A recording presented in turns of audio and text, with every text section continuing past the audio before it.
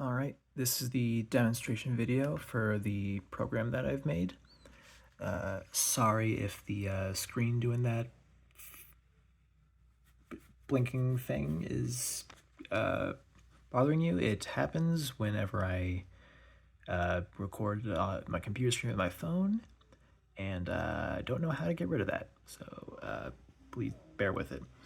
All right, so the objective, my objective this time was to learn how to use the programming language Rust. So I just have a few simple tasks. Yes, you have the basic print line hello world here, and that'll just print a hello world in the terminal. And next we have user input.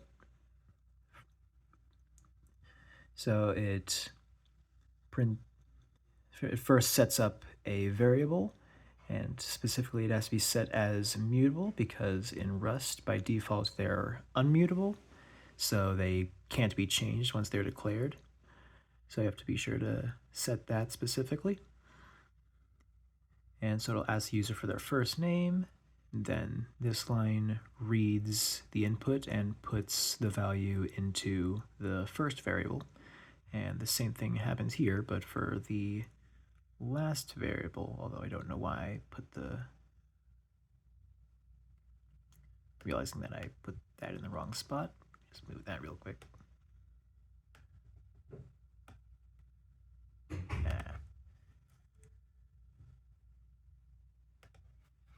Sorry about that.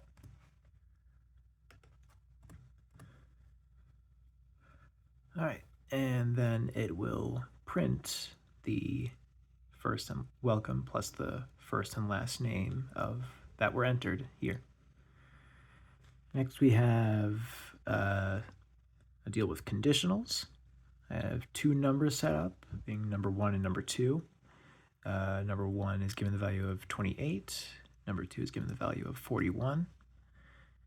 And this code here is set to set which one is, well, display which one is greater, or if they're equal, it'll just say they're equal. Now, admittedly, this didn't go how I wanted it to. I was hoping to actually get numbers, have the user enter numbers to be compared, but the line that I use here apparently can only be used for strings, and I couldn't quite figure out how to replace that with integer or something else, or a float or something. So this was the best I could do as of now. I'll probably try to improve that later. And here I have a for loop. So this uses a variable of sorts. It's more of a counter, sort of. And you set the lower range and the high range where it starts, and it'll increase by 1 every time it goes through the loop.